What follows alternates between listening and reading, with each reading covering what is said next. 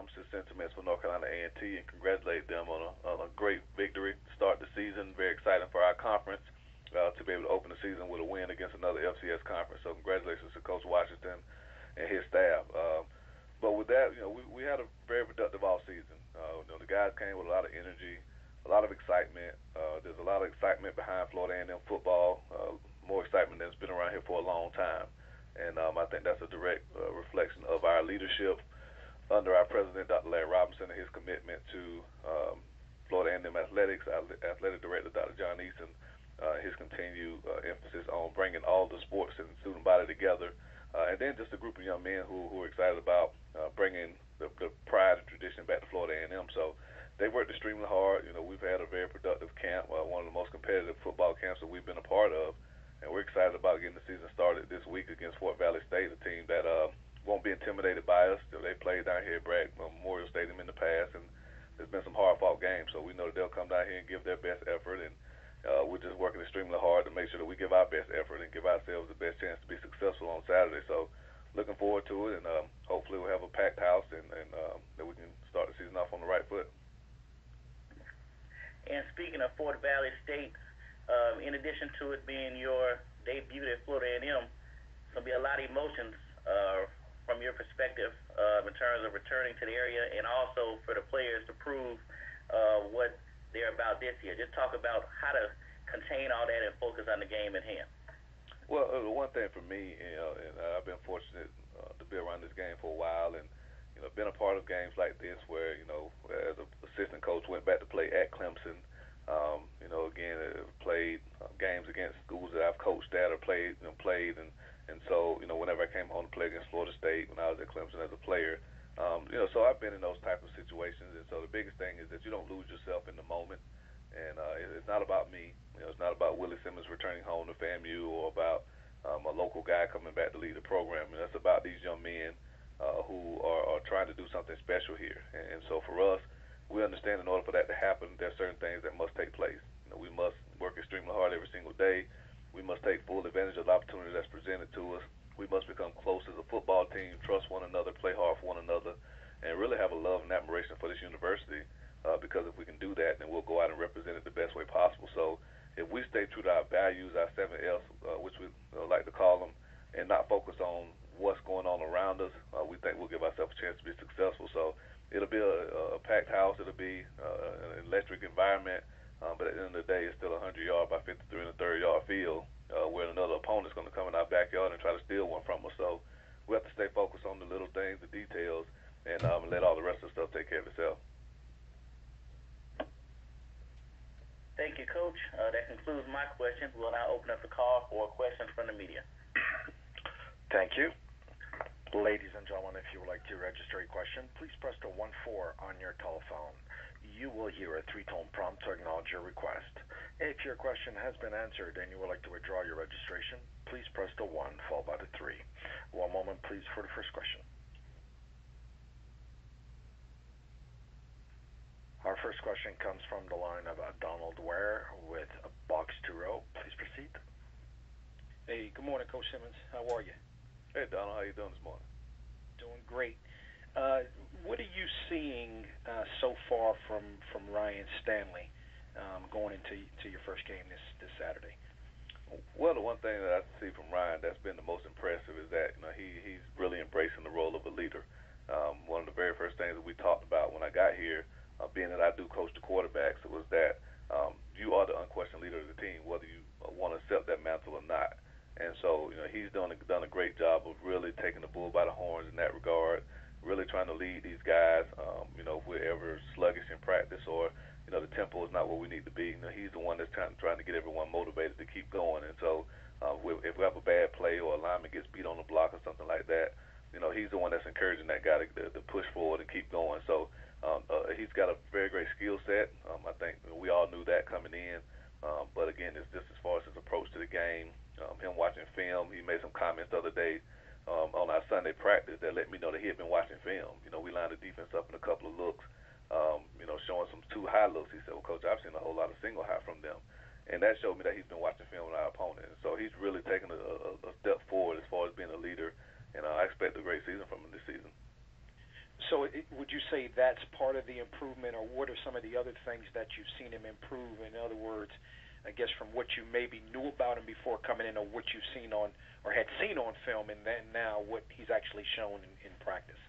Well, I think the biggest thing that I've stressed to him is just to take what the defense gives us. And, he's a guy that had a very high completion percentage last season, and obviously did a pretty good job of taking care of the football, and that's something that we continue to stress all the time within our offense, is that we continue to get first downs, keep the chains moving, and take what the defense gives us. So, he's done a really good job of checking the ball down, of not forcing things, in the coverages and situations where he shouldn't.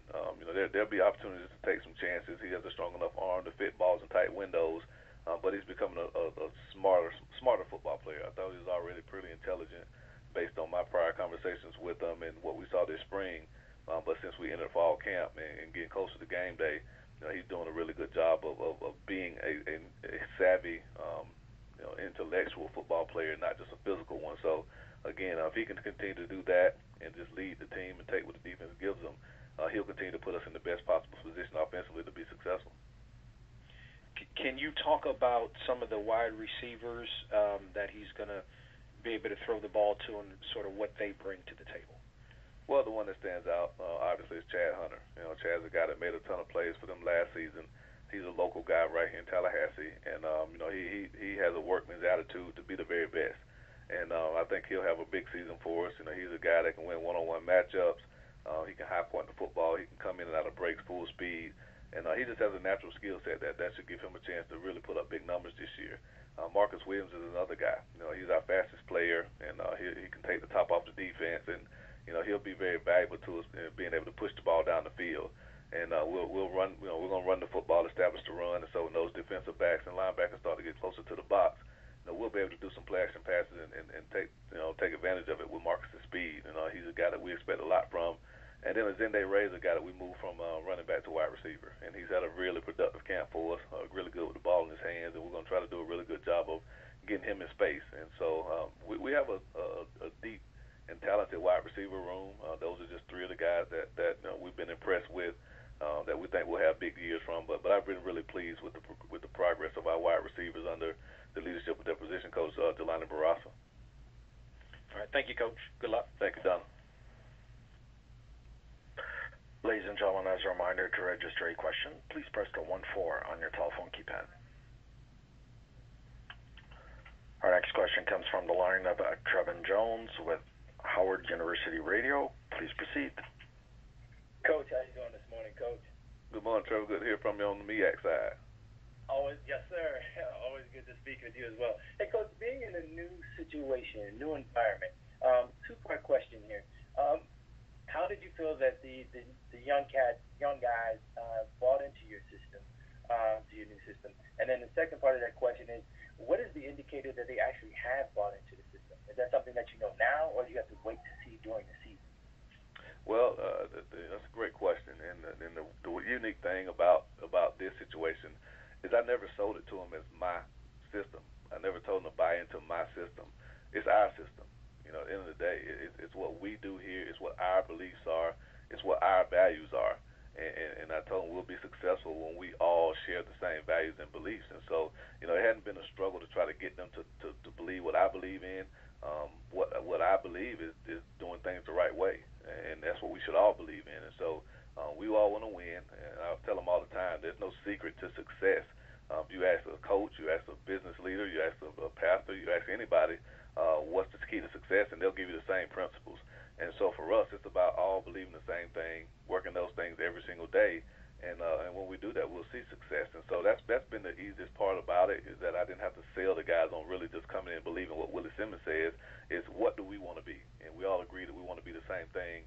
These are the principles that it takes to be that, and those guys have really walked in that, since I've arrived.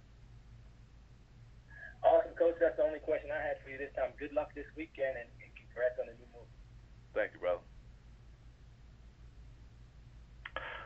Our next question comes from the line of Michael Prince with Open Mic Broadcast Network. Please proceed. Coach Shotgun Simmons, how you doing, sir? I'm doing well, Mike. How are you, brother? Man, I'm great. Good to hear from you. Look, you always talk about building from each experience. I would like to know what is it that you have built coming from Alcorn to Prairie View now to FAMU, and how it's made you a better coach along the way. Well, I think the thing that I've taken away from all those places is that one, that they're all special in their own right, and they all have the ability to be extremely successful on the field and off the field.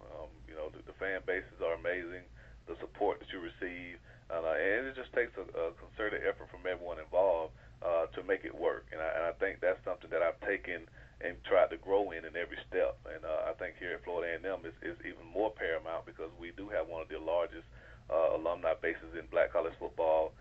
We are one of the largest HBCUs, and so it's trying to galvanize an entire community, a network of Rattlers to all get on the same page and all pull in the same direction. And that's been my biggest push since I got here, is just continue to get everyone together to really get behind this program. And if we can do that financially, if we can do that in ticket sales, we can do that in showing up to the games and really just supporting these young men, the sky's the limit for this program. And so that's what I've been taking the most from my time, my 3 years at Prairie View, my 3 years at Alcorn State, is just that continue to try to push for everyone to come together and really pull for these young men and women that we are blessed enough to be able to coach and be around. Now, Coach, it's always often asked, how have the student athletes adjusted to your system? Well, how have you adjusted to realizing, hey, now I'm back home, I'm fulfilling a lifelong dream of, being connected to a family institution? How has it been for you to make the adjustments of being the man in charge at FAMU? Well, the biggest adjustments have just been kind of what I alluded to. Football is football. I don't think it changes much from place to place. Some programs have won more than others, and some programs spend more than others. But at the end of the day, coaching football for 18 to 23-year-olds is pretty consistent across the country. The thing I've had to adjust to is just, again, getting out and networking with this great fan base. And I've done a lot more of that, in my short time here than I ever did at any other place I've been. And so that's been the biggest adjustment, taking days away from being around the family to drive to South Florida, to drive to Atlanta, to go to the various alumni chapters throughout the throughout the state, and fundraise for this program. And it's been fun, it's been challenging, but it's been something that I've enjoyed, just to be able to network with the alumni base and really galvanize them and get them back involved in the program. And so that's probably been the biggest adjustment for me, and that's kind of slowed down now that the season's underway. But it's something that I look forward to doing once again once the season concludes. And forgive me if this question's already been asked, but I just got in. When you have those diamond in the rough or your gem players, could you give me one from each category: special teams, defense, and offense? Special teams wise, I think a guy that be on the lookout for is our kicker, Yahia Ali. He asked me the other day what the field goal record was, and he promised me that he'd break that. So he has a very strong leg, and I think he's a guy that's going to really do a great job for us of putting points on the board once we cross the 40-yard line. Offensively, I think the guy to look out for is Zende Ray. Again, he's a guy that we moved from running back to wide receiver, and I think he's got a chance to really be dynamic in space, and we've been excited about what we've seen from him, this camp. And then on defense, I think there's a lot of guys I can choose from, but they've had a really strong camp. But I think Antonio Miller is a guy. He's not a diamond in the rough. I think everyone knows about him, but he's a guy that was our leading sack. He led us in sacks last year, and he's tenacious, getting to the football. And we're going to move him around and try to take advantage of his skill set. But I think he's a guy that changes our defense once he, kind of comes into his own and is able to put pressure on the offensive line. So I can name a ton of guys, but those are three guys that just off the top of my head jump out that I think will really have huge impacts for us this season. All right, Coach. Thanks a lot. Good luck on your season, man, and talk to you real soon. Thanks, brother. That was the last question for now. All right, thank you, guys. See you next week. Coach, thanks again, and good luck versus Fort Valley State, and we'll talk again. Thanks, Ryan. You're welcome. Florida A&M open the season Saturday evening versus Fort Valley State in a 5 p.m. kickoff. More information, log on to www.famuathletics.com. Well, our off season has actually been great. We've had an opportunity to get some guys in, some transfers. get them involved in our program and get them up to speed to the way we do things. And it's been great so far. And the season kicks off on Saturday with Tennessee State, and you're pretty familiar with them, having coached against them a few years ago. Just talk about Coach Reed and what the Tigers pose. Well, Coach Reed and his staff do a great job at Tennessee State. They always have. And every time we play those guys, it's a tough nose. It's a hard-fought football game. You have two great football staffs, and you have a lot of talented football players on both sides. So it's going to be a great game. We know it's going to be a slugfest. We're counting on that, and we're prepared for it. Thank you, Coach. We'll now take questions from the media. Ladies and gentlemen, if you would like to register a question, please press the 1-4 on your telephone keypad. Coach, one area, and we all know it's probably the biggest area, is the quarterback play. Just talk about how did you address that this year with the departure of Raeburn and the return of Akevius Williams? Well, anytime you lose a talent like Raeburn, it's going to leave a void. Larry has been a mainstay around this program for a while. He did a great job for us. But we have Akevius Williams coming back, who backed Larry up last year, and he played in some spots and did a great job. We also have Jabari Dunham, who's back at quarterback, and then we have a transfer that came in from West Virginia, David Israel. Right now, those three guys, they're fighting it out. They're battling every day to see who the guy will be that will run out, on Saturday. But one thing that we know, and anyone that's been in this conference, we've had, success with a 2-quarterback system, and we've had success with a 3-quarterback system. We're going to do whatever it takes for us to win football games, and, we're running all three of those guys with the first and second teams right now, splitting the reps up, and we'll see who comes out on top after the day. Okay, we have some questions, Coach. We'll go to that part right now. We have a question from the line of Stephen Thompson from HBCU Game Day. Please proceed. Hello, Coach Stephen here. How are you, sir? I'm great. How are you? Pretty good, sir. So, not going long term, but your team has a very exciting schedule. How are you keeping your players focused on a week-by-week basis? I think we focus on the task at hand, and we don't address or talk about any other team during that week. We have to stay focused, and I think that's something that got us a little bit last year. Some of the guys were looking ahead a little bit and not really focusing on the task at hand. So what we do is just maintain our focus, and you have to be disciplined and detailed in everything that you do, and that's what we try and hammer home with our guys every day, and the way we have to approach this thing.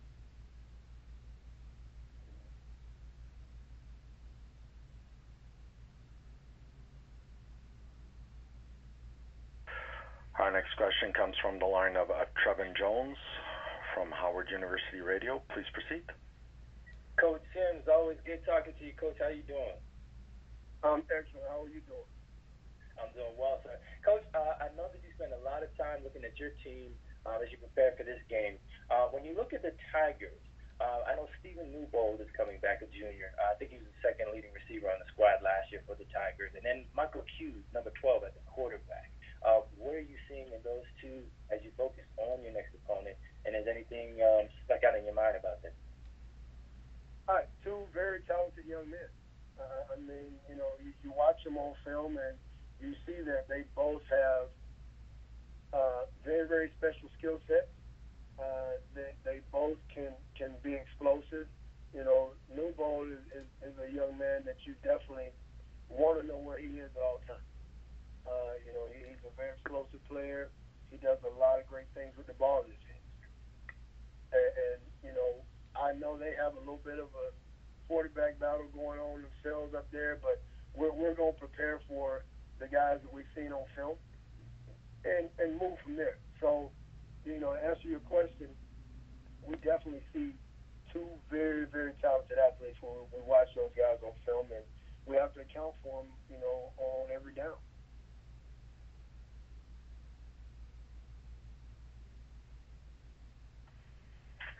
There are no further questions at this time.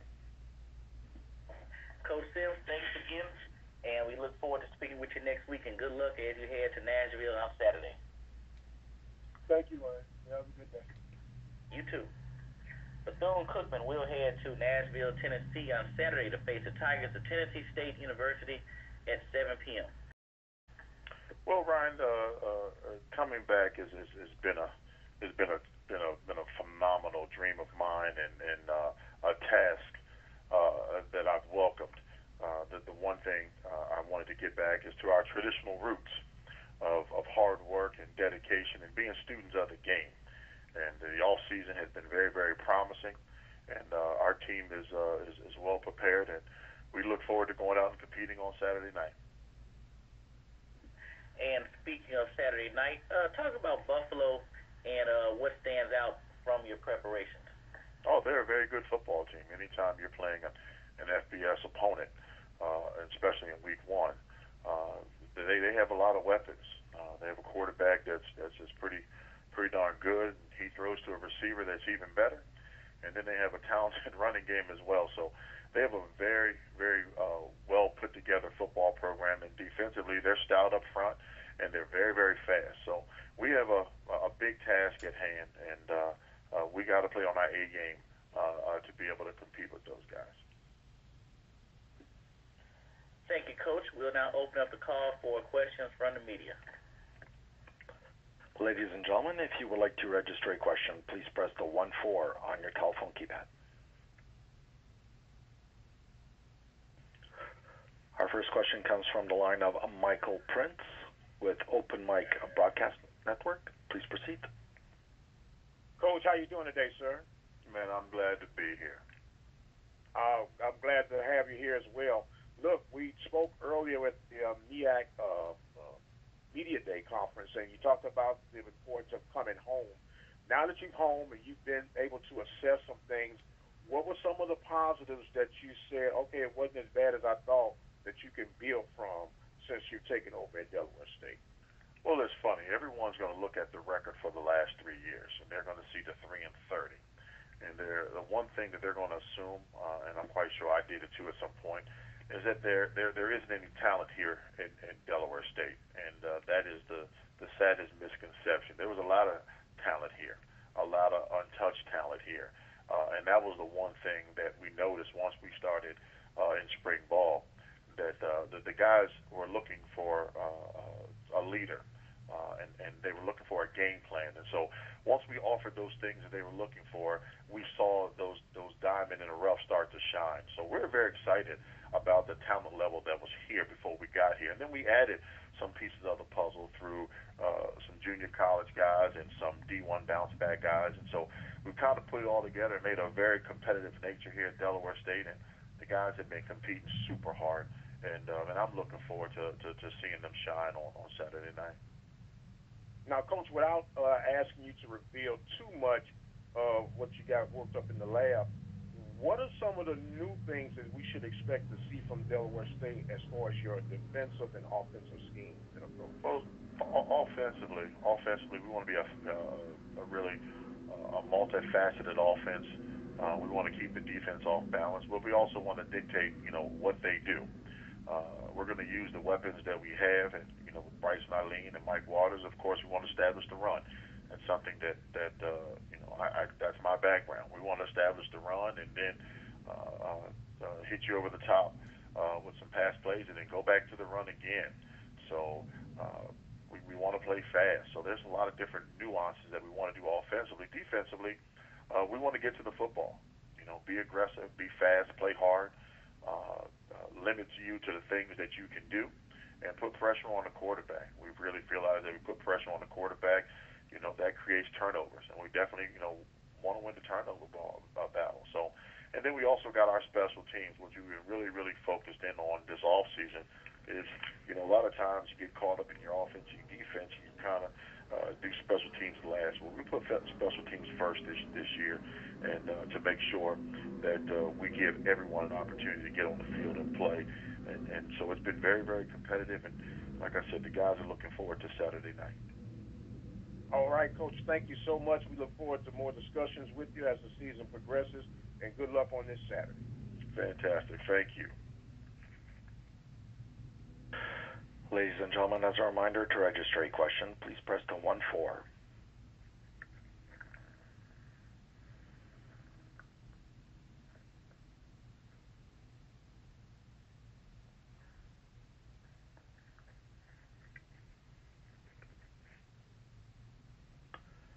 There are no further questions at this time.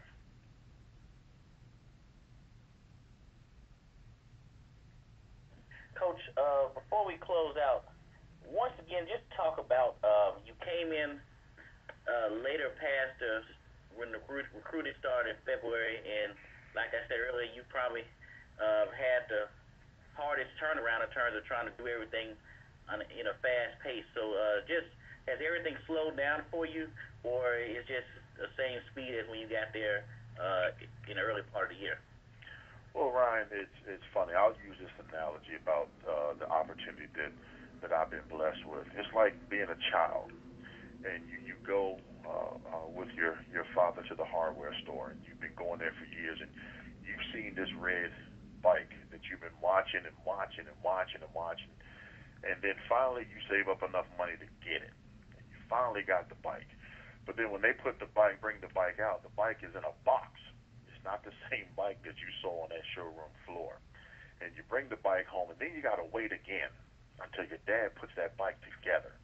And once he puts that bike together, then you get an opportunity to ride it. So Saturday night, the bike is we put together, and we'll get an opportunity to ride. But we're going to ride at a fast pace, same way we've been going since February when I got hired.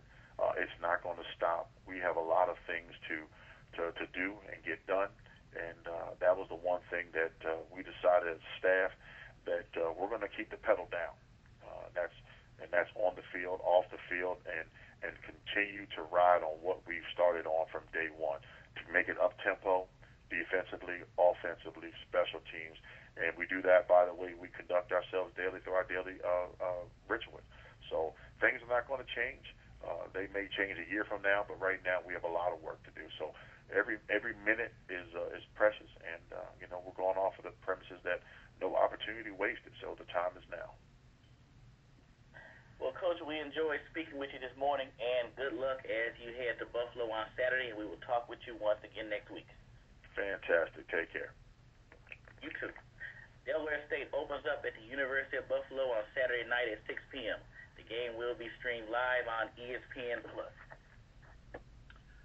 Yeah, there's a lot of optimism with this team. We're still relatively a very young team with, I talked before about 60, 65 players that are either freshmen, redshirt freshmen, or true sophomores, and a lot of freshmen played last year for us, and a lot of freshmen are going to play this year for us. And so we're still a team in transition, but we're a team in transition that we believe to have quality players and guys that have done things in games and have earned postseason and preseason recognition. So the goal is to put fuse a team together. Every year a team's identity is reborn and reshaped, and we're just trying to find our identity again. And you find that as you start having going to games and competing with other teams. So we're excited about the opportunity to see where we are and who we are as we embark upon our first game this Saturday.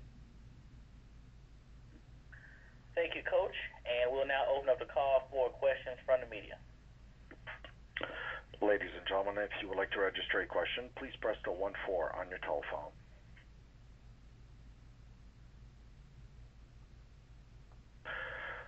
Our first question comes from the line of Trevin Jones with Howard University Radio. Please proceed. Coach London, good morning to you. Coach, how you doing this morning? Trevin, I'm doing great. How are you doing? I'm awesome, Coach. Coach, is there any surprises that you saw within the development of the team? And when I say surprises, I mean things that caught your attention in reference to the Bison as you went through spring ball and then fall ball leading up to this game as far as the development?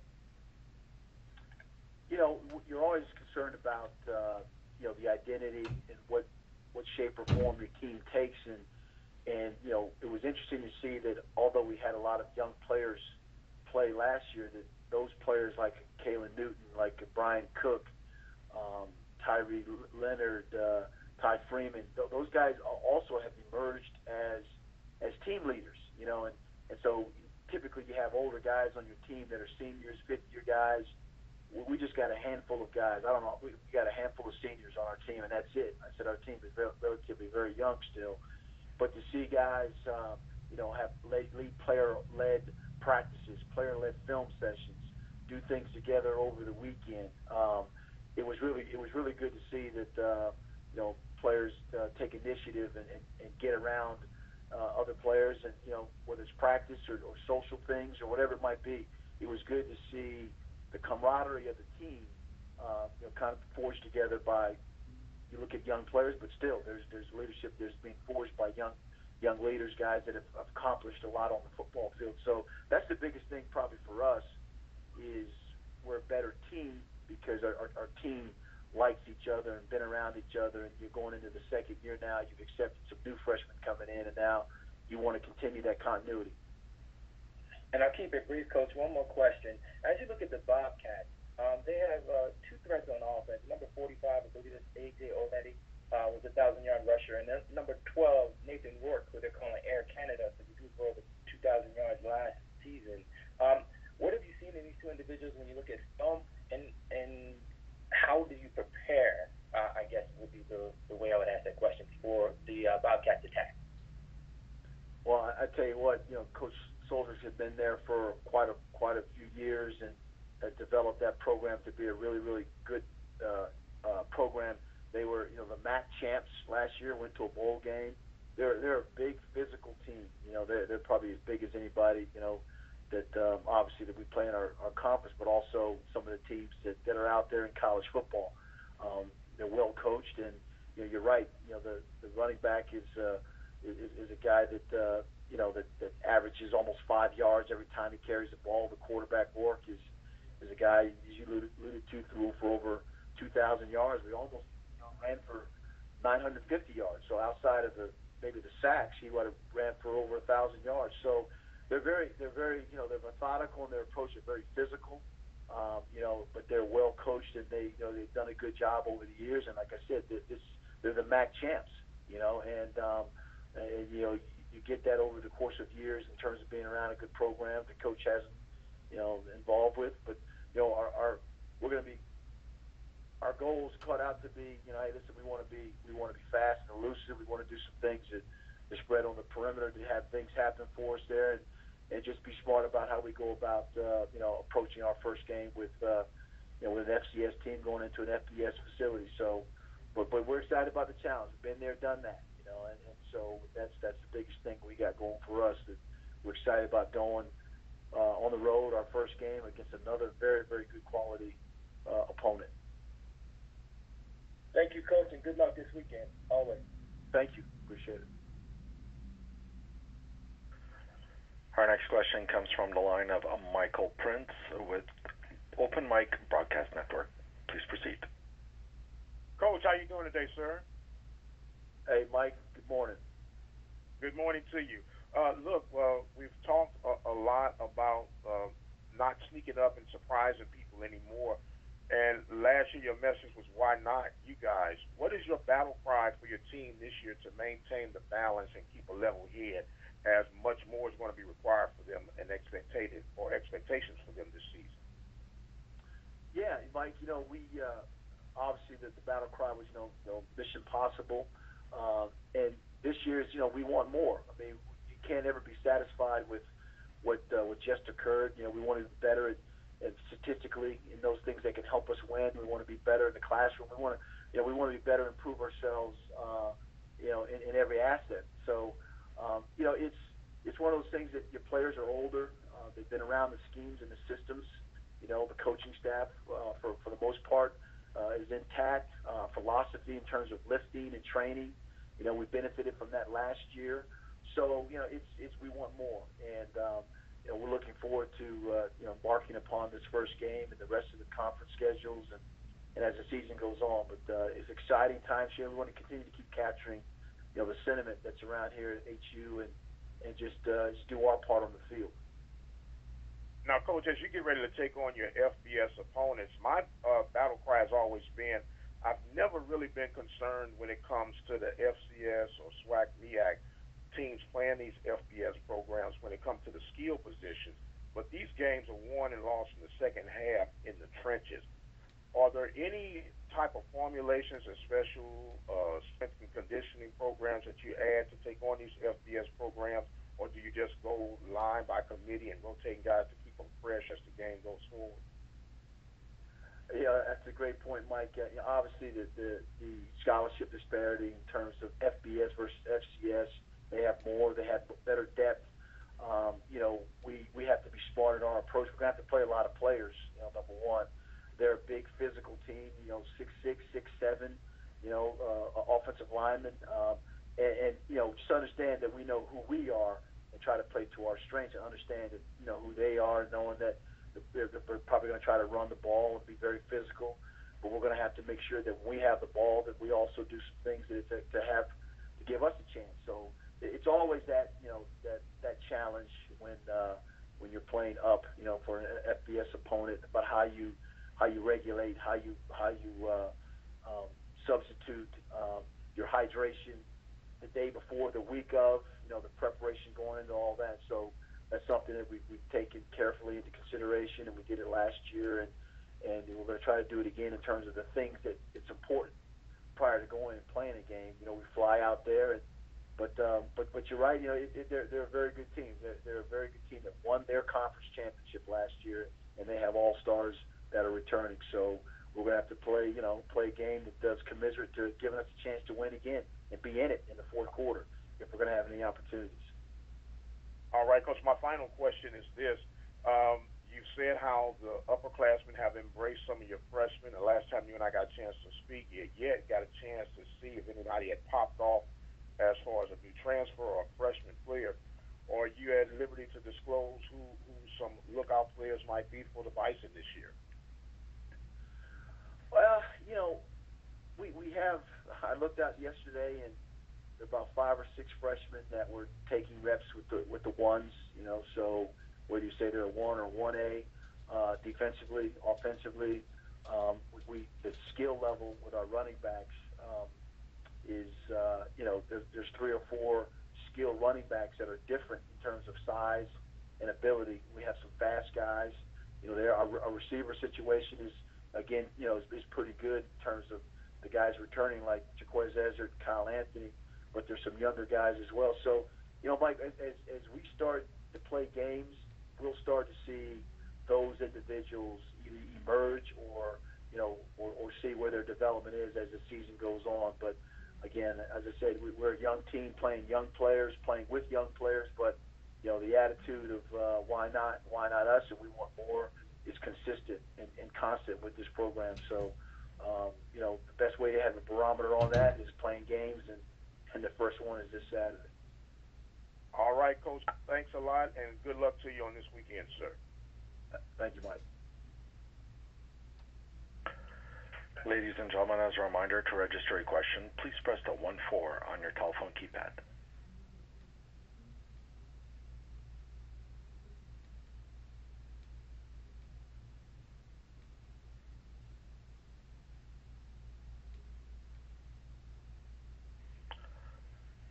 There are no more questions at this time. Coach London, thanks again for taking time out and speaking with us this morning, and good luck as you head to Ohio this week, and we will talk with you next Tuesday. Thank you. Appreciate it. Have a good day. You too. Howard University kicks off the 2018 season Saturday afternoon at Ohio. The game will be kicked off at 2 o'clock and streamed live on ESPN+. Well, I think growth and maturation were kind of the keys of our training camp. We had some goals going to the training camp, and a lot of those goals had to do with our people, not so much anything else other than, identifying who our quarterback was going to be. Obviously, Juwan had a tremendous training camp. At running back, We have Aaron Savage and Gerald Hewlett, who we think will pay huge dividends there. We've got our entire starting offensive line back, which is positive. Our starting tight ends back. At wideout, Marcus Taylor's back. Kind of our Mr. Electric, and Isaiah Winstead's in year 2, Chuma Wana's in year 2 playing on the field. So offensively, a lot of confidence in our guys in regards to guys that have played the game. I think defensively, very similar situation. We lost Chris Lee, but we got Walter Brantley, who's a kid that started games for us. In years past, Deshaun Middleton's playing well up front. We've got a transfer from the University of Nevada, Ricky Thomas, rookie star for us at one of the defensive ends. Nigel Chavis at outside linebacker for us is obviously one of the better players in the league. And we feel like in J.T. Wahi, we have one of the better corners in the conference. And again, Ryan, the thing I'm most excited about is all these guys have played in games before, and it's not one of these games where we're depending on guys that we've never seen play before, like we did last year opening up. And Coach, you made a comment the other day to the local media about birthdays. Could you expound on that once again? Well, I've got a good friend of mine, and in conversations with your friends, they don't always deal with football teams, but they deal with life. And he said, Latrell, the more birthdays we get, the better decisions we make, and the more successful we have the opportunity to be. And I think birthdays is what our team's had. It's been 4 years of kind of flipping the roster. The kids that are here now, everyone on the roster is someone that we're responsible for being here. And I think it says a lot about our football team. The other thing that I've been really, really proud of is we've had more former players back this summer than any other year possible. And that just shows you the growth and the maturity of our program as a whole. Thank you, Coach. We'll now open up the call for questions from the media. Ladies and gentlemen, if you would like to register a question, please press the 1-4 on your telephone keypad.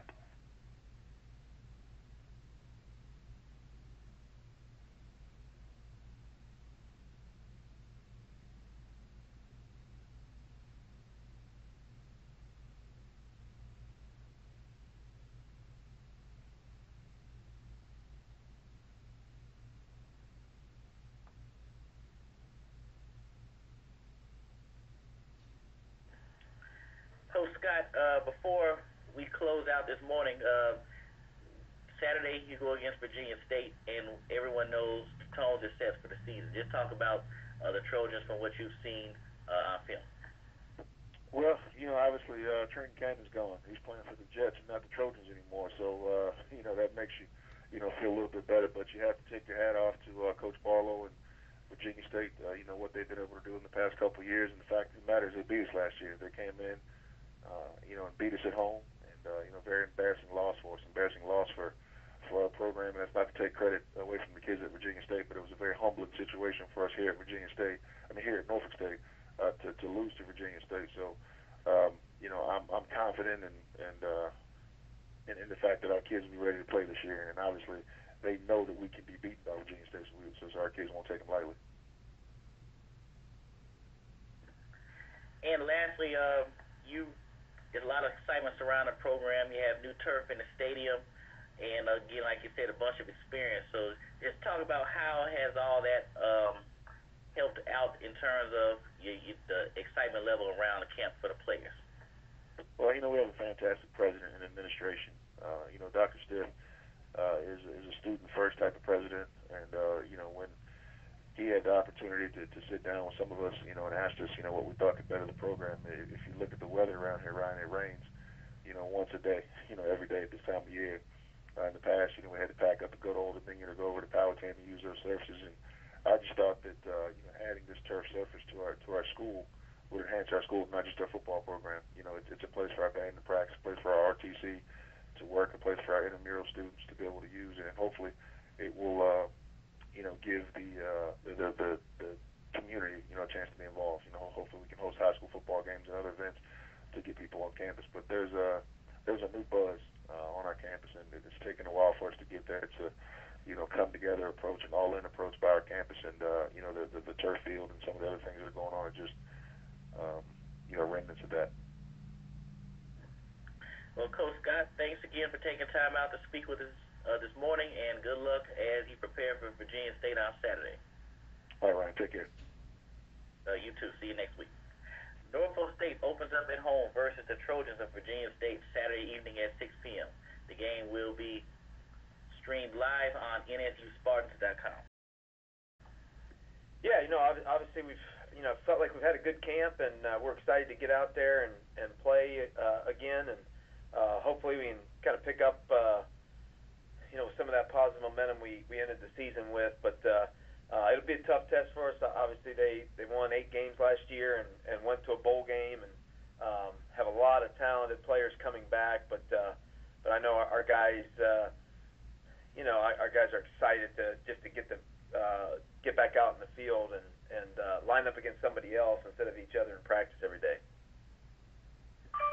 And speaking of, you built a program pretty much for the last 2 years that's been able to compete week in and week out. And so just talk about the difference of camp this year compared to what you had to go through a few years ago. Yeah, obviously I still feel like we're a pretty young team, but the difference is, the young guys we have, they've played in games for us, and so they have some game experience, and they have familiarity with our system. So, obviously the new D coordinator, there were some changes and terminology things for our defensive players to learn, but for the most part, our guys, everything we're asking them to do, they've been doing now for a couple years, and I think their confidence level in what we ask of them is much higher. Hey, and before I move to the question part, just talk about obviously the play of defensive end Stephon Banks, and just talk about his growth over the past few years also. Yeah, obviously we felt like he's had a tremendous career here to this point. Obviously we're hoping that he has an even better year this year, but I felt like he was dominant last year in 17, and even in 16, his production was really high. Obviously we had Marquise, and he led the conference in sacks, but Banks was right behind him, and so had a great sophomore year, incredible junior year, and we're hoping the senior year could be even better. We've had I think we've had 15 NFL scouts here at practice to watch him in camp already. We had a couple here this morning. So he's obviously played well enough to get the attention of NFL personnel people. So hopefully he'll have a great year this year and get an opportunity at the next level. Thank you, Coach. We'll now open up the call for questions from the media. Ladies and gentlemen, if you would like to register a question, please press the 1-4 on your telephone keypad.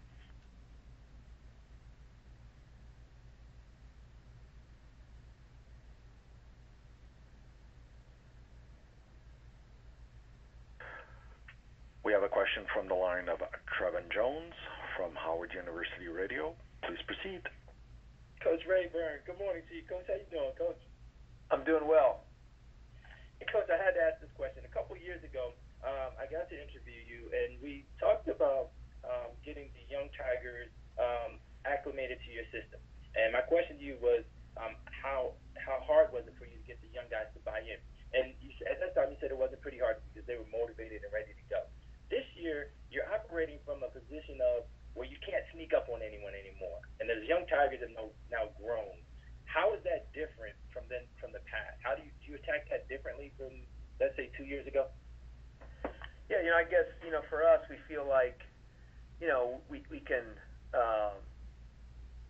maybe, from a quarterback perspective, we have different expectations now. We expect them to be able to get through the whole progression, instead of, maybe, in year one, we were happy if they could, if their first read wasn't there, if they could get the ball to their second read. But, now, as they've played in our system a little bit more, now we kind of expect them to do the right thing with the football every play. And so we're getting closer to that point. So I guess from a coaching standpoint, it's been much different. I just feel like we're further ahead, and we can expect more out of our guys than maybe we could 2 years ago when they were just trying to learn everything for the first time. So we're still young, but we played 25 freshmen last year, or 26 freshmen, something like that. So even the guys for us that are true sophomores,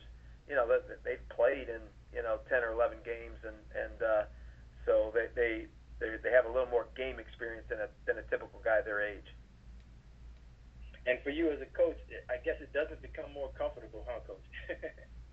No, yeah, you always I guess that's part of being a coach. I guess you always think you can do better. You always think the players can perform at a higher level than they're performing at right now. So I think we're further ahead than we were at this point. Last year, the year before that, but we're still not. I watched North Carolina A&T on TV, Saturday night, like I'm sure most of you guys did, and we're not to that point yet, and where we can execute at that kind of level, but hopefully we're on our way to getting to that point. And my last question to you, Coach, any other standouts? Now, I know you talked about on the defensive side of the ball, on the offensive side of the ball, anyone that just stood out, maybe surprised you as you prepared for this game this season? Yeah, I guess from an offensive standpoint, I think Jalen McLeod, our running back, I think he can have a big year for us if we do a good job blocking. I think I think he finished the season last year, playing really well, and he's a talented guy, a big physical guy, but has great feet and vision, and he has good hands, and so he's a threat out of the backfield to catch the ball as well. So I think I've been real happy with him during camp. I feel like, man, if we do a good job up front and at tight end blocking, I think he can have a really good year for us. Thanks, Coach. Good luck to you Thursday. Thank you. Ladies and gentlemen, as a reminder, to register a question, please press the 1-4 on your telephone keypad.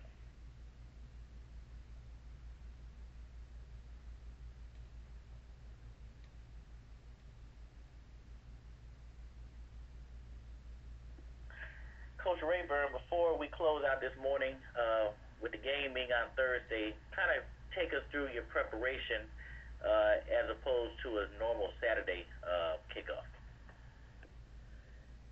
Yeah, it's been crazy. It's been hard for us, hard for me at least, to keep track of what day it is, because I haven't played a Thursday night game in a long time. So, but we kind of kept the same routine. We just we treated today like a Thursday, and tomorrow we'll treat that like a typical Friday practice, and but it is a little different to play on a Thursday night, but our guys are looking forward to it, and obviously having an extra couple days to rest and prepare for Miami will certainly benefit for that, hopefully.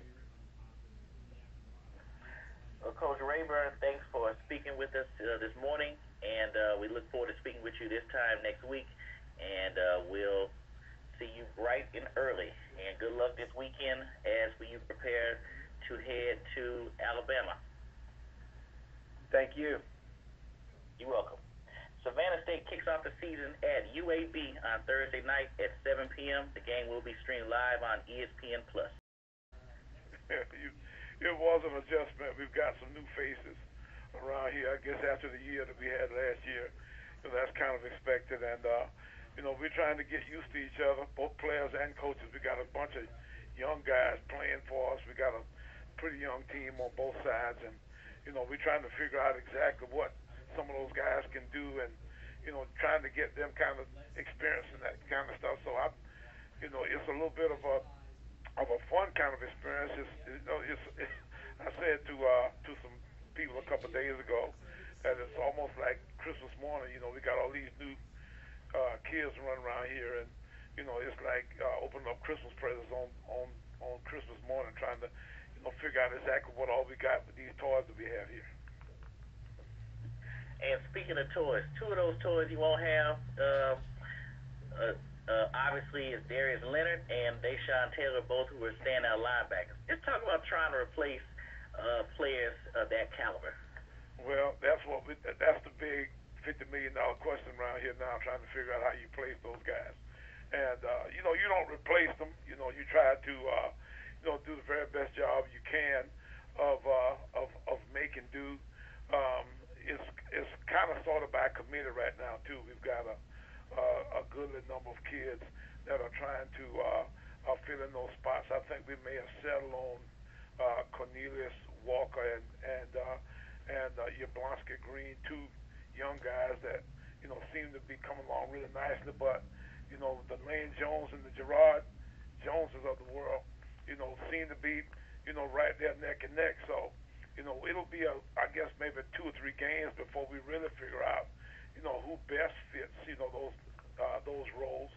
But at the same time, we do have a good many guys that are trying to take those spots.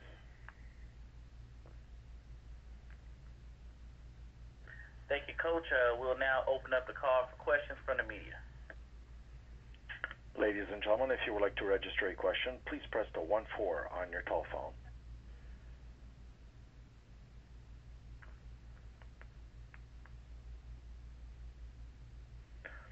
We have a question from the line of Ty Miller from Tower News Radio. Please proceed. Hey, Coach. Good morning to you. How are you? Hey, Ty. And who's that you working for now? It's the Power News Radio Network. It's Power News Radio. Well, good. How have you been, Ty? I've been good, Coach. How about you? I'm good. Go for it. All right, Coach. It's got to be one of your youngest teams ever, so it's kind of like that type of reset, right? So what does that feel like to have such a young team right now? You talked about it being like this. Well, I think you got to be somewhat patient. They are a little bit immature and trying to find their way, and we are too. With new coaches and new players, you got a lot of variables there that you got to kind of connect. It'll probably be one of my tougher jobs here. The fact that that we just got so many new faces around, but at the same time, it's been fun. Watching these guys run around. There's an enthusiasm, there's an excitement. That seems to kind of permeate throughout the whole deal that way. So that's been a lot of fun seeing these kids kind of find their way. Coach, Georgia Southern went through a lot of off-season changes too. They named Tad Monson their head coach in late November, and he brought in some new coordinators. They had a tough season last year. So at this point, how much do you know about them? Are they in sort of the same boat that you are? Not a bunch. We think that they'll be somewhat similar to the way they've been the last so many odd years. I think you mentioned Georgia Southern. You pretty much know that they're going to play great defense and kick the ball good and have some sort of kind of option style kind of offense. They've hired guys who've had those kinds of resumes in place. So you kind of look around and try to see what those guys have done in the past. Their coordinators, their head guy, seem to all be connected, from previous stops on their, coach in their coaching career. So, we kind of figured, that they'll be somewhat similar to the way they've been. But, that's what you do at the beginning of a year. There's always going to be some unknowns, and everybody holds a couple cards close to the vest, not necessarily, trying to let you know, what they're going to do that way. And I guess, we just got to see as we get into the game how it goes. Finally, Coach, it's been a long time since you guys have played Georgia Southern down at Paulson Stadium. What are your recollections of playing this team, and how tough is it to play them on their home field? Well, it's always tough. Georgia Southern's close to us, so even when I was coaching high school ball years back, we go down and watch them play, from time to time. That stadium's improved a lot though over the years. You can tell they're trying to move into their Division I or their bowl status, at a real high rate. So, these guys got all the bells and whistles in place to, to be a top-notch program that way. So, you can pretty much expect, a decent-sized crowd. It's their first game of the year with a new staff. I'm sure a lot of their folk want to see what that, program looks like now, and it's close enough where our fans can get there too. So we ought to have a good crowd there this coming Saturday night with both fan bases wanting to see, what their teams look like under the new regimes. Hey, Coach, good luck this weekend and good luck all season. Thanks, Tom. Appreciate it. Ladies and gentlemen, as a reminder, to register a question, please press the 1-4 on your telephone keypad.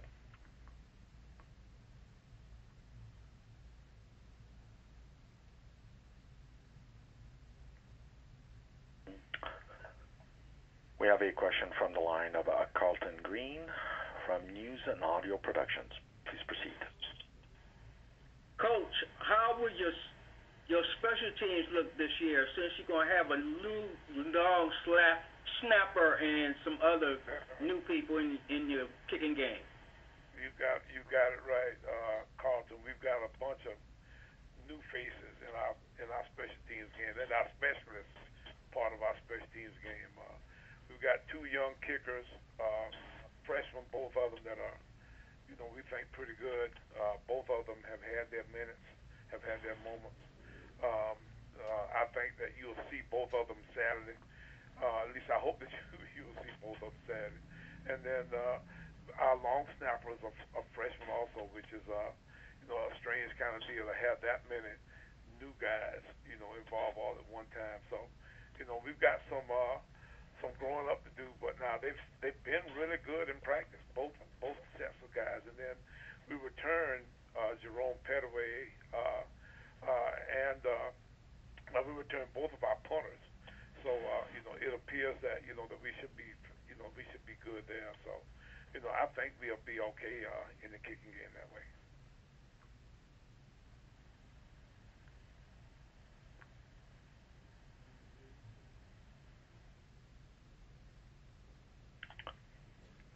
There are no further questions at this time. Coach Pough, thanks again for joining us this morning, and we look forward to speaking with you this time next week. Okay, Ryan, I look forward to seeing you guys again next week this time also. Same here. South Carolina State will open up the 2018 season in Statesboro, Georgia at Georgia Southern. Kickoff is set for 6 p.m., and the game will be shown live on ESPN+. Well, as they say, all wins are good wins. However, it wasn't pretty. I thought we made absolutely too many mistakes. One thing that stands out is the number of penalties that we had, and I was very disappointed with that. We had 3 dead ball penalties, and that's selfish play. So we want to correct all those little things. Now, what I was happy with was the effort and the desire that the kids played with. And they had that never quit attitude, and I was very proud of that. And with such an emotional win last week, talk about what you have to do now in order to put that game behind and focus on East Carolina, because obviously everybody probably still patting you on the back now. So just talk about getting everyone ready for the task at hand this week.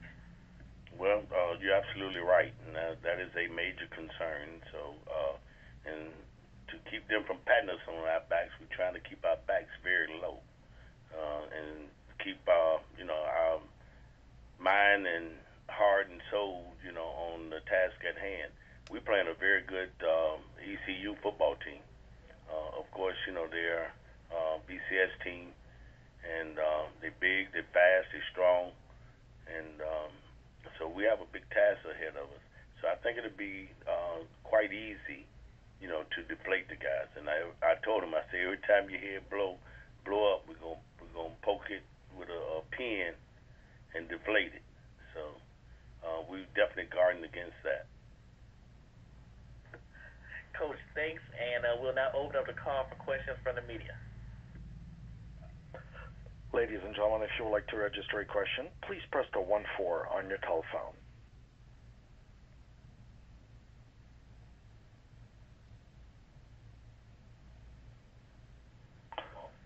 We have a question from the line line of Ronnie Woodward from Greenville Daily Reflector.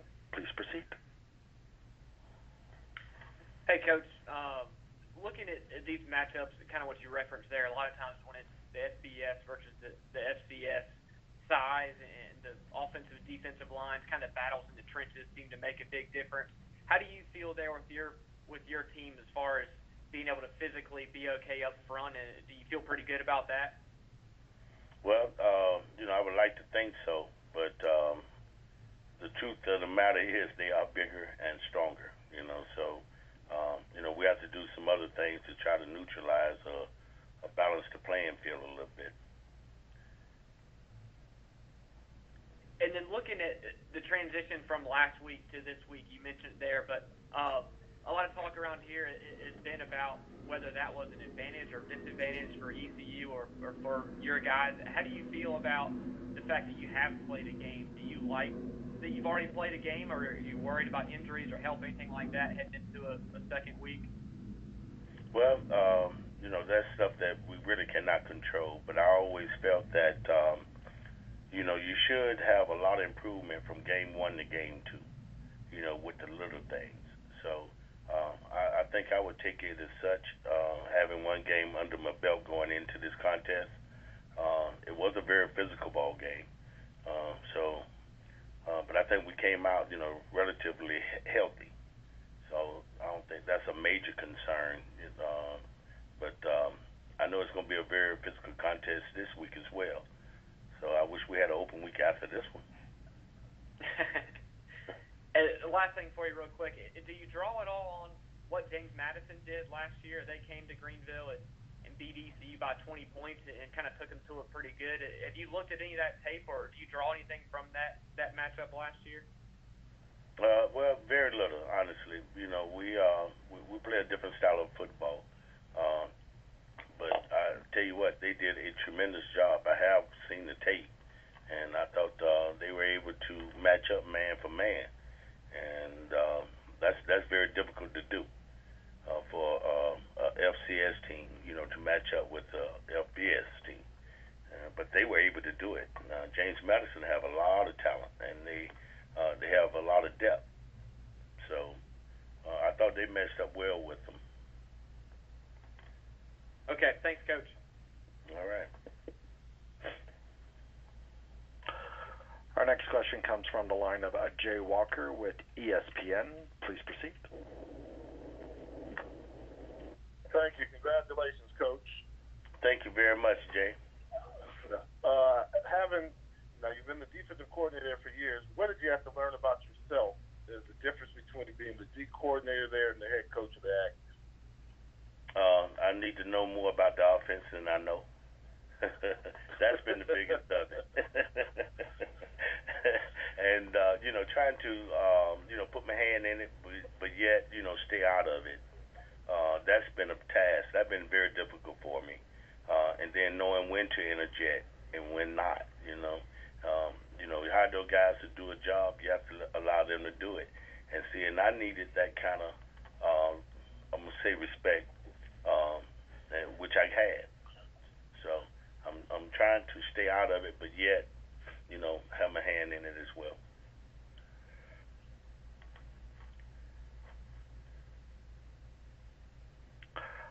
There are no further questions at this time.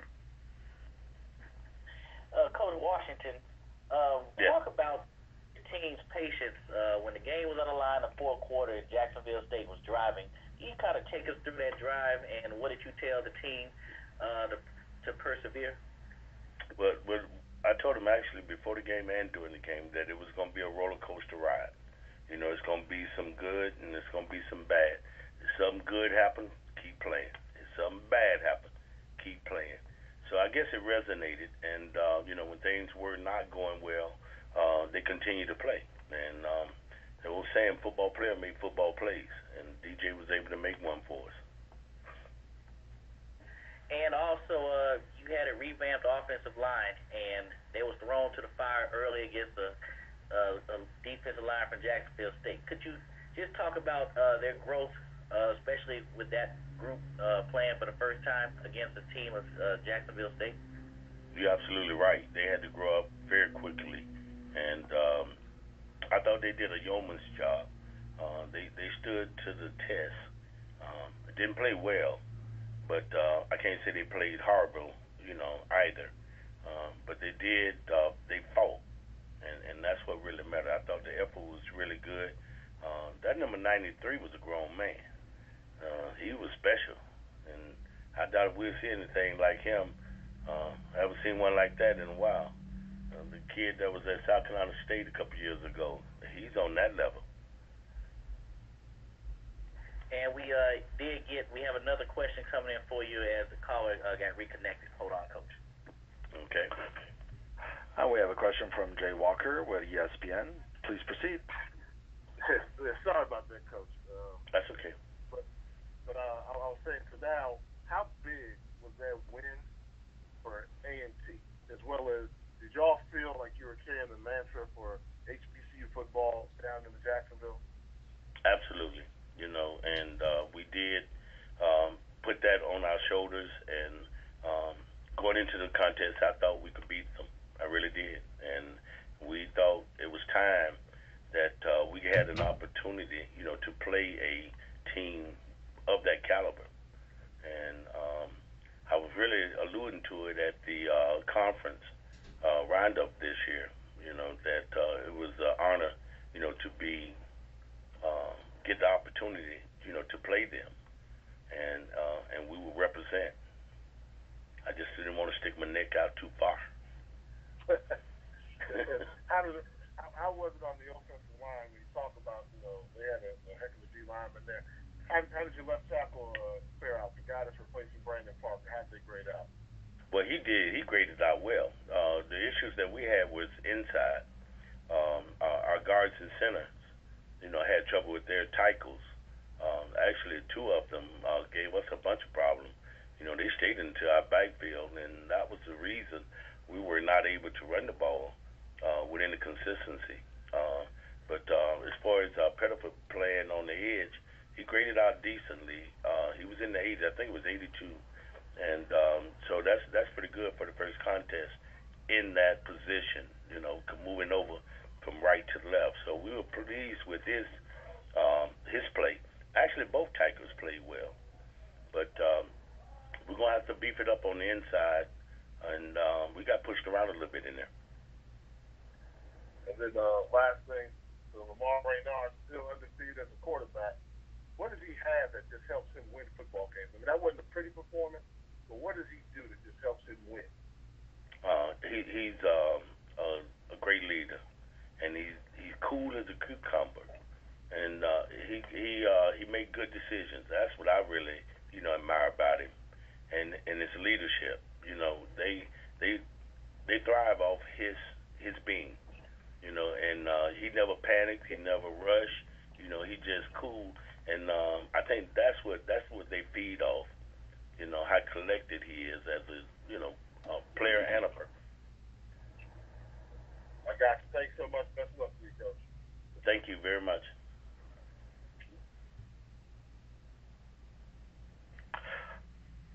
There are no further questions at this time. Coach Washington, thanks again for taking time out and speaking with us this morning. Good luck as you head to East Carolina on Saturday, and we will look forward to speaking with you this time next week. Thank you very much, and I, too, look forward to next week. Thanks, Coach.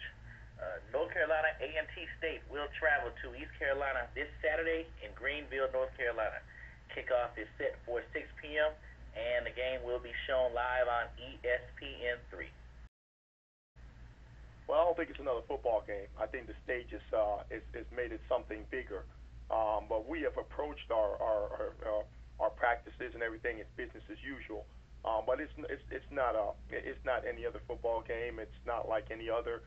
The national exposure to our school, our program, what it does for our conference, both conference representatives, and to be able to put a good product on the field and have everybody feel good about that is very important.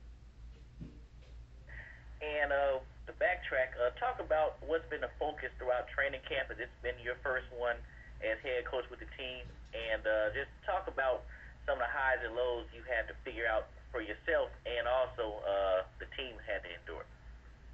Well, some of the lows were just, logistical matters, and I think we had a good organizational plan going in. As the head football coach, you have to be in tune with administration and how things work. There's an academic side to what our young people are involved in, and so making sure that went smoothly, as well as the public relations matters. Juggling all those assignments were probably, I wouldn't say they were lows, but they were, there were challenges along that line that, thank goodness, have been able to come through and do well. The highs have been just seeing some, 90-some young men come together over the course of time. Building team chemistry was very important to us.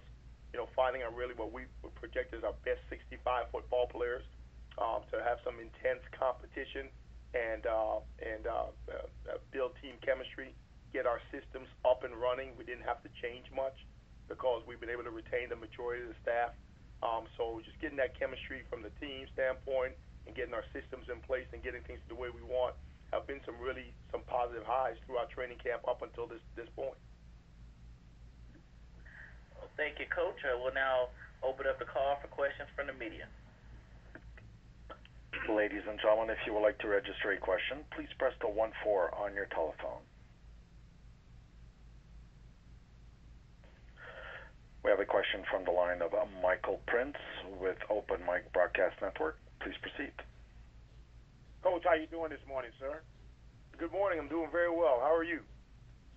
Great. Look, you opened up, you made the point of the reference of how important it is to be representing your conference in this Meac SWAC Challenge. Got a chance to get a sneak peek at Prairie View.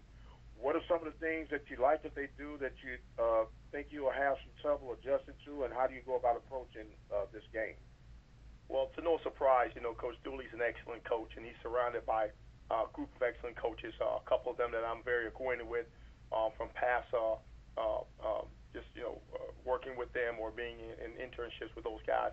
And to no surprise, he's got that offense. He's got it humming. It's about to take off.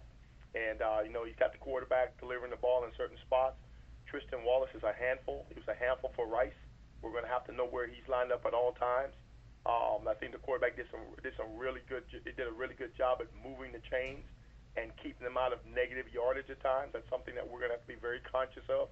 And, they've got playmakers. They've got playmakers all over the place. Number one, Ken Scoot is a running back, the Tucker kid.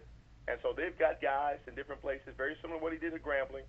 And he's going to be, he's going to do what he does in terms of getting the ball to guys in space.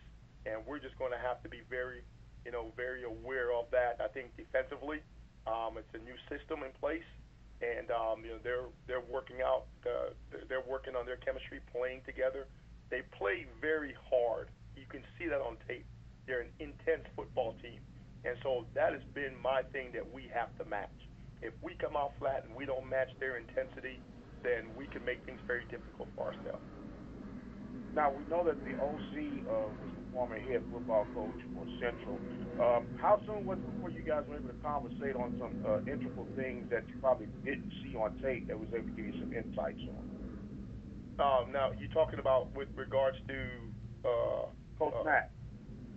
Oh, well, Coach Mack and I do a good job of staying in touch quite a bit. We actually spoke that evening. I won't sit here and lie to you. We spoke that evening. A lot of what he told me, we kind of already saw. We didn't hesitate to get that film in, and so he did. He gave me a few tips. It's things that we saw watching the football game on television. There were no surprises there. I don't think there were any big tips. Like they say, the eye in the sky doesn't lie, and so we were preparing ever since they blew the whistle to kick off in their time. We started our preparation then.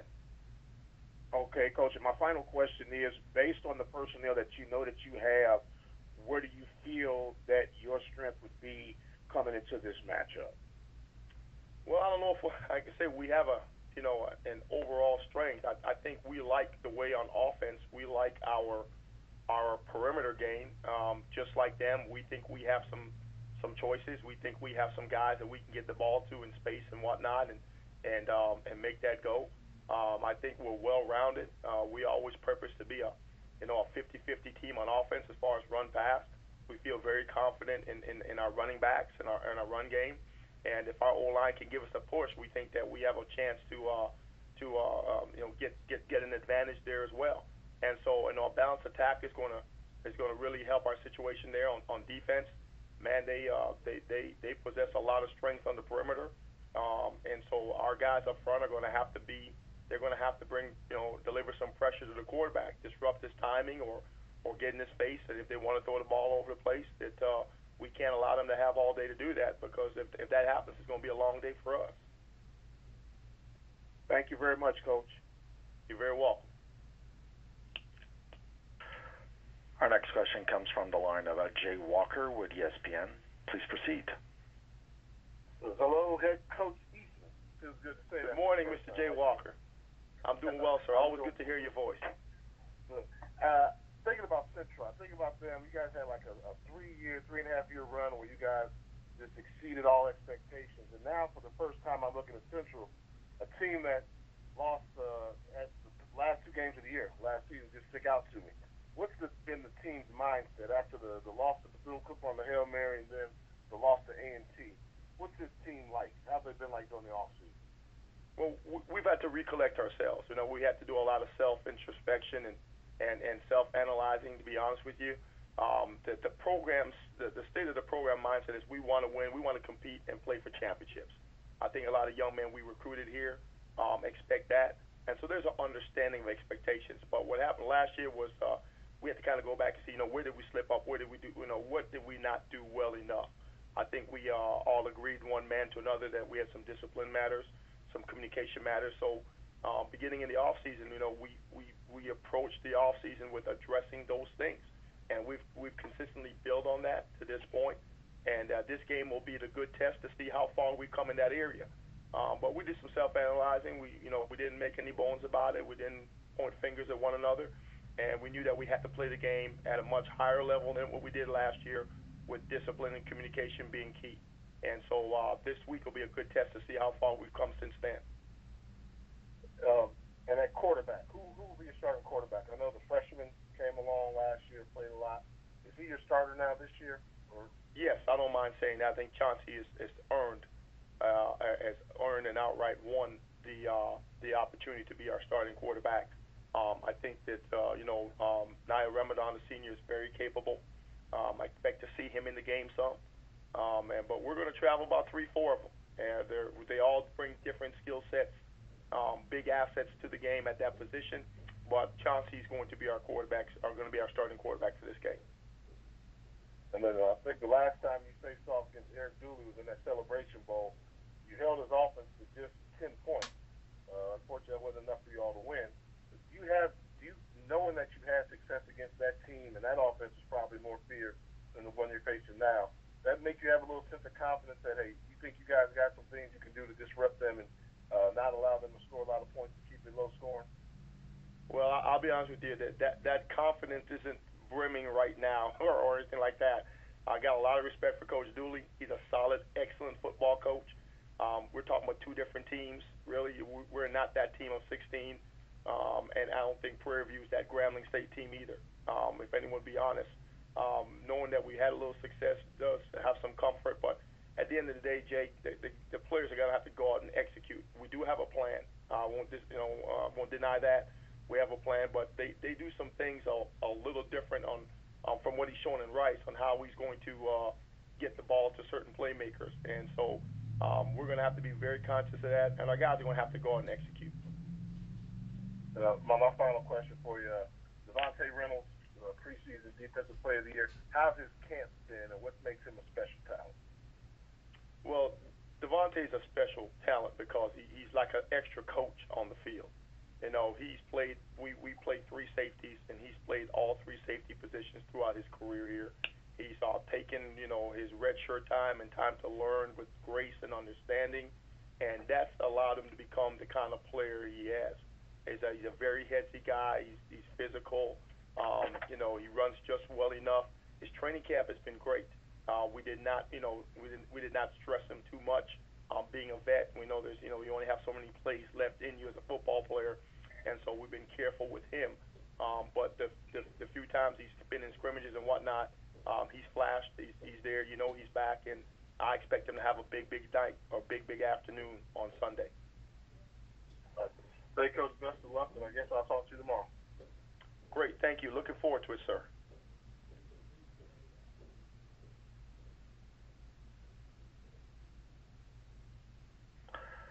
There are no further questions at this time. Coach Eastman, we appreciate you for taking time out and speaking with us this morning, and good luck as you head to Atlanta for the Meac Swag Challenge, and we'll talk with you this time next week. Looking forward to it. Thank you all for having me on. One family, one team. Thank you, Coach. Thank North you. Carolina Central will open up versus Prairie View A&M on Sunday, September the 2nd. Kickoff is set for 12 p.m. Eastern Time, and the contest will be shown live on ESPN2. Season, and what changes have you made to the team since assuming the role of head coach a few months ago? Yeah, we've had a great off season. A lot of energy surrounding our program, both inside and outside of the program. The kids have responded very well to the new instructions that they've been getting from me. The biggest difference is our identity. Before we weren't quite sure who we were offensively, defensively, and special teams, and we spent this entire off season trying to tell them who they are. How do we execute in those three phases, building that identity, and just getting these kids to believe in themselves and be brothers. We call it the brotherhood. So it's a really good football team right now. And speaking of confidence, last year when you played Towson, it was a 10-0 contest, a defensive battle. So just talk about what have you told them, what to apply to this game based on what you saw for them last year. Well, what we told them is that we know that it's a football team that we can play with. I mean, they're 15 minutes from our campus. They have all the bells, all the whistles. They're a few years removed from a national championship. A lot of their buddies are over there who they played Pop Warner Middle School, high school with, and we told them that they can play with this football team. We're going to be aggressive on defense, the same as we was a year ago, and we just have to do a little bit better than we did a year ago on offense, and we feel like we can do that. And my last question before we open up to the media, you were a former head coach a few years ago at Alcorn State, and so between then and now, what have you learned then, and how have you applied that to Morgan State? Absolutely. To slow down just a little bit. That first year, I had been with a guy, Brian Kelly, for a number of years, and I had seen him do it at such a high level, and I was moving really, really fast when I went to Alcorn a number of years ago trying to duplicate what I saw with Brian Kelly. So what I've learned through the years is just slow it down just a little bit, teach these young people, what it is you want them to do, give them an identity, let them take ownership of that identity, and then I think they'll go out there and play with you as long as you have great morale. So I feel pretty good about this time around as head football coach. Well, thank you, Coach. We'll now open up the call for questions from the media. Ladies and gentlemen, if you would like to register a question, please press the 1-4 on your telephone.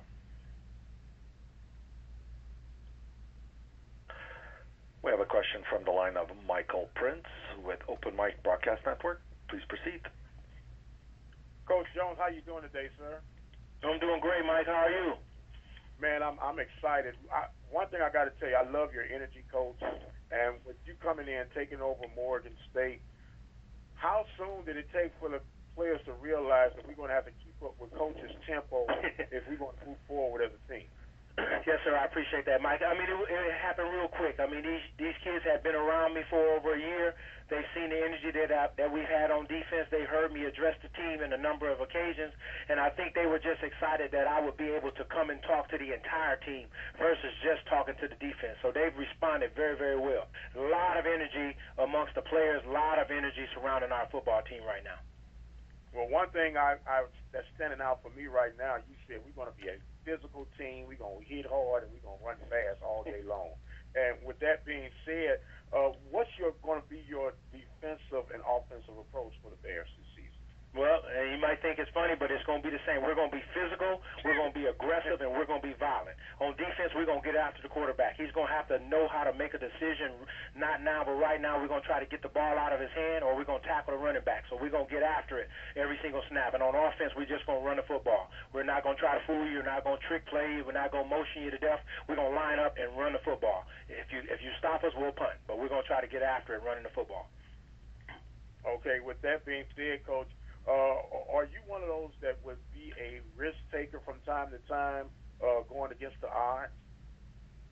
I would say, yeah. If the risk was 4th down and 1, I'm going to run the football and get the first down. If it was 4th down and 7, I'm going to punt. I don't know if that's what you mean. If it's a chance on 3rd down and 11 and I feel like I want to bring pressure, I'm going to bring pressure. I'm not going to sit back and let him complete the ball for 10 yards. We're going to go get after him. So we're going to trust the game plan that we put in place. We're going to trust what we saw on film, and we're going to execute the game plan that we thought would be good in that particular scenario, irregardless of what the odds say.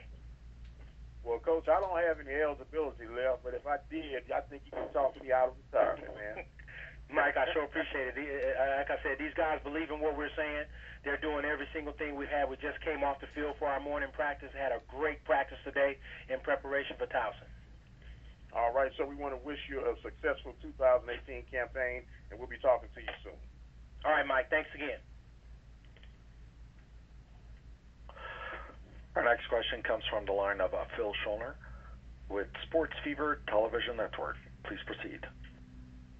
Hi, Coach. Could you talk a little bit about the quarterback competition this summer and how that all played out for you? As looks like DJ is going to get the start on Saturday. Absolutely, it was a great competition between DJ Golat and DeAndre Harris. I mean, two different type of kids. DeAndre is a basketball player on grass. He can make all the throws. He can run with the football. DJ is a big, thick kid who's not afraid to run with the football. And there must have been a misinterpretation going out there, so I apologize. But DeAndre Harris will start the football game versus Towson. Okay. Talk a little bit about, you said about being physical, running the football. Two great running backs last year that graduated. Who are we going to see fill that physical role? Because we know that you're going to hand the rock off a lot. Talk about some of the running backs you have in your stable. Oh, yeah, we got two 200-pound running backs that we feel good about. Josh Chase will be the starting tailback. Big, thick kid, 6 foot tall, 220-pound kid. He's going to run. He's going to run hard. He's going to be physical. He can catch out of the backfield. And then we're going to play with a true freshman, Jordan Riggins, out of Fort Lauderdale, Florida, Cardinal Gibbons High School. Another 200-pound back who can run, who can catch. He can make you miss. So those two guys are going to carry the load majority of the snaps in the football game. Final question for me, Coach. Last year it was a 10-0 game. You guys were right there. How much is that?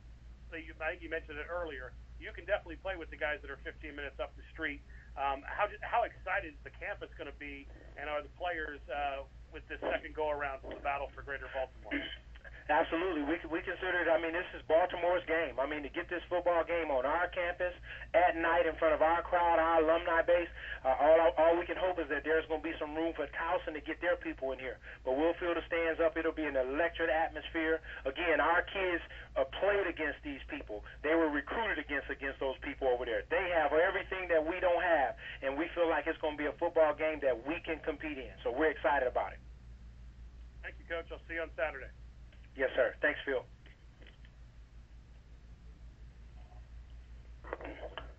There are no further questions at this time.